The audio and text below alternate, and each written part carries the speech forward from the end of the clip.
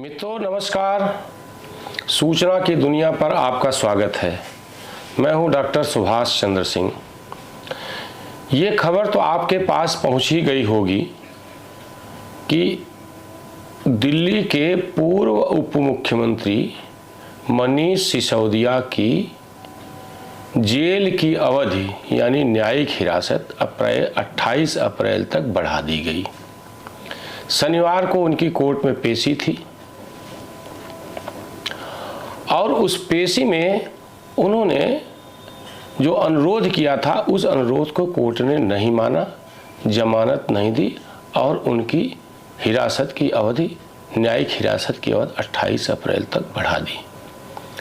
आपको यह भी मालूम होगा कि पिछले साल फरवरी में मनीष सिसोदिया की गिरफ्तारी हुई थी, यानी उनको 14 महीने हो गए जेल में रहते हुए।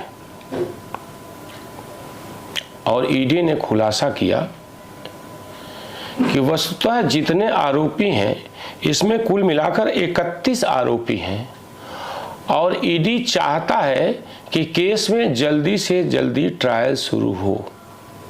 लेकिन ईडी ने कोर्ट में आरोप लगाया कि आरोपी खुद ही, विशेष रूप से आप से जुड़े आरोपी, चाहे वो मुख्यमंत्री दिल्ली के जेल में बंद अरविंद केजरीवाल हो या जेल में बंद पूर्व उप मुख्यमंत्री मनीष सिसोदिया हो या संजय सिंह हो या अन्य आरोपी हो, ईडी चाहता है कि जल्दी से जल्दी केस में ट्रायल शुरू हो। लेकिन ये लोग खुद ही जो है देर कर रहे हैं और संबंधित कागजात देखने के बहाने संबंधित कागजात जमा नहीं कर रहे हैं ताकि ट्रायल शुरू न हो या देर से शुरू हो और दूध का दूध पानी का पानी न हो और इनकी दोष सिद्ध में देर हो।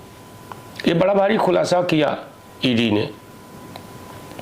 ये खबर आप तक पहुंच गई होगी, अखबारों में भी आज छप गई है। लेकिन यह खबर अब पुरानी हो गई है। नई खबर यह है कि बड़बोला और बदजुबान संजय सिंह, जिसको 182 दिन बाद जमानत मिली सुप्रीम कोर्ट से, यह कहते हुए कि यह जमानत मेरिट के आधार पर नहीं है और इस जमानत को आप दृष्टांत नहीं मान सकते या नहीं कह सकते कि इस आधार पर मनीष सिसोदिया, अरविंद केजरीवाल या अन्य आरोपी भी जमानत ले सकते हैं। चूंकि ईडी ने विरोध नहीं किया और ईडी ने यह कहा था कि इसे उदाहरण न माना जाए, हमारी जो है जांच पूरी हो चुकी है, हम इस जमानत का विरोध नहीं करते हैं। लेकिन सुप्रीम कोर्ट ने यह भी कहा था कि बाहर निकलने के बाद संजय सिंह शराब घोटाले पर अनाप शनाप बयानबाजी नहीं करेंगे। अनाप शनाप क्या, किसी भी तरह की बयानबाजी नहीं करेंगे और दिल्ली नहीं छोड़ेंगे। और दिल्ली छोड़ेंगे तो दिल्ली पुलिस को बता करके छोड़ेंगे। लेकिन हुआ उसका उल्टा। जेल से बाहर आते ही एक वैन पर खड़े होकर जबरदस्त उन्होंने बदजुबानी भरा भाषण दिया। तो ये जेल के ताले टूटेंगे, मनीष सिसोदिया, केजरीवाल छूटेंगे। ये नारा एक प्रकार से सुप्रीम कोर्ट ने जो शर्तें लगाई थी उसका विरोध था। यही नहीं, जगह जगह तमाम तरह के इंटरव्यू में यह बदजुबान संजय सिंह भारतीय जनता पार्टी को लुच्चा लफंगा से लेकर के तमाम तरह की बदजुबानी कर रहा है। और आपको मैं बताऊं, वैधानिक तरीका अगर आप देखेंगे तो संजय सिंह के कारण मनीष सिसोदिया, सत्येंद्र जैन और मुख्यमंत्री अरविंद केजरीवाल की जमानत में बहुत मुश्किल आएगी। वह महीनों अभी और जेल में रह सकते हैं, क्योंकि इस बात की कोई गारंटी नहीं कि सुप्रीम कोर्ट की बंदिशों के बावजूद अगर संजय सिंह विभिन्न तरह के इंटरव्यूज में शराब घोटाले की तमाम तरह की बातें कर रहा है,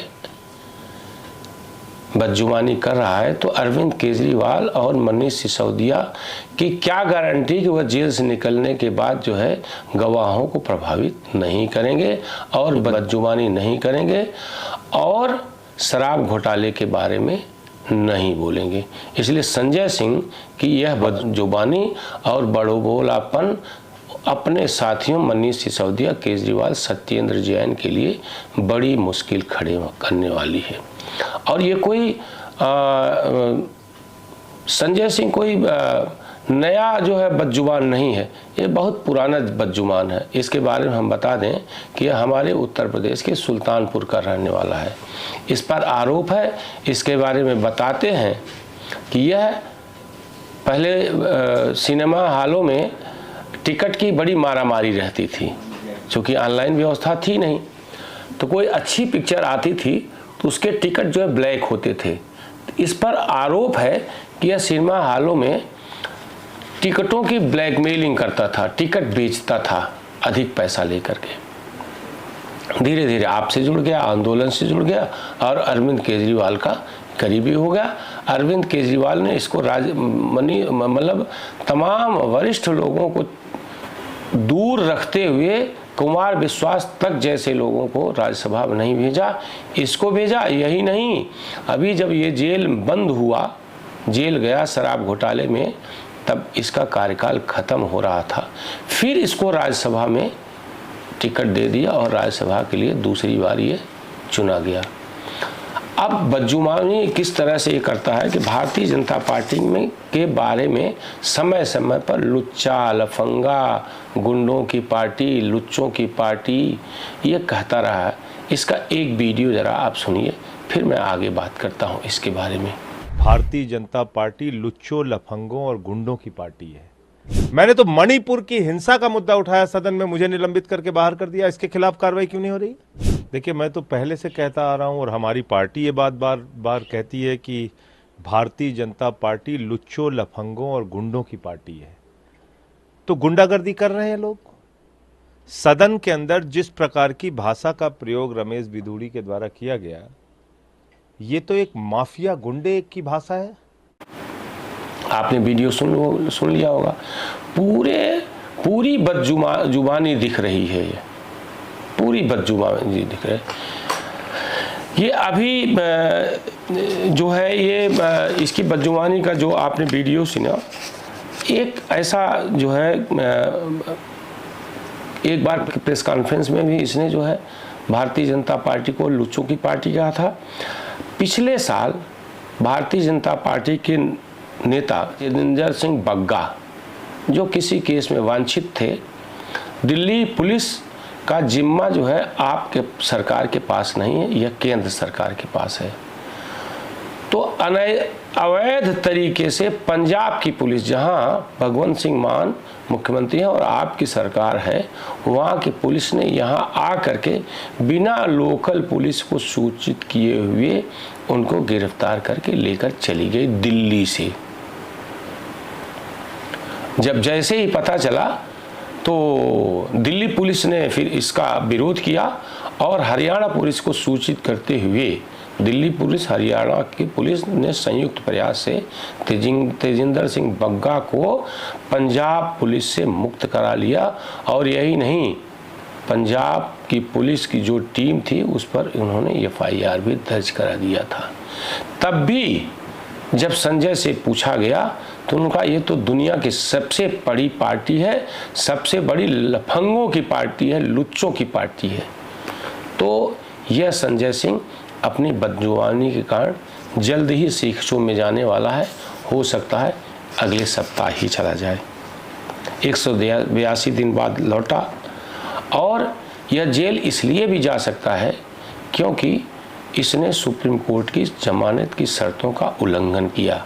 और आपको मैं बता दूं कि अभी ये कह रहा था कि जेल में डाल करके केंद्र सरकार और ED हमको जेल मैनुअल पढ़ने के लिए जो है एक मदद कर दिया है, एक अवसर उपलब्ध करा दिया है। अब जेल मैनुअल को हम सब लोगों ने पढ़ लिया है और हम जेल से सरकार चला सकते हैं, यानी केजरीवाल मुख्यमंत्री रहेंगे और जेल से सरकार चलाएंगे।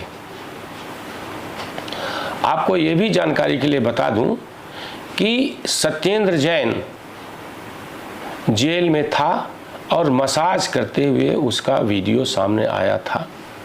उसने कहा कि हमारी तबीयत खराब है और बाद में जो है उसको जमानत दे दी गई स्वास्थ्य के आधार पर, लेकिन बाद में फिर वह राजनीति करने लगा तो पुनः उसको, जब वो स्वास्थ्य उसका ठीक हो गया तो पुनः उसको जेल में डाल दिया गया।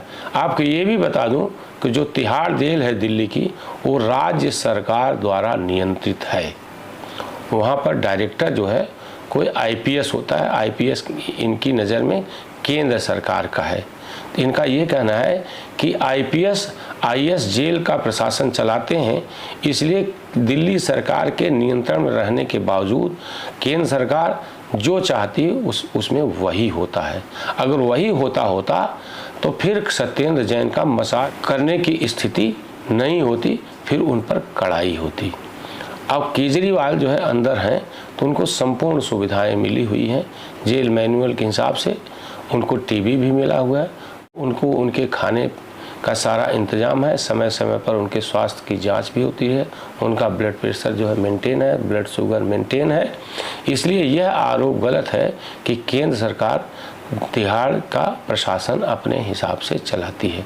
तो अगर सत्येंद्र जैन पुनः जेल जा सकते हैं तो सुप्रीम कोर्ट की शर्तों का उल्लंघन करने के कारण यह बदजुबान आपिया संजय सिंह भी जल्द ही जेल जाएगा, हो सकता है अगले सप्ताह। इस एपिसोड में बस इतना ही।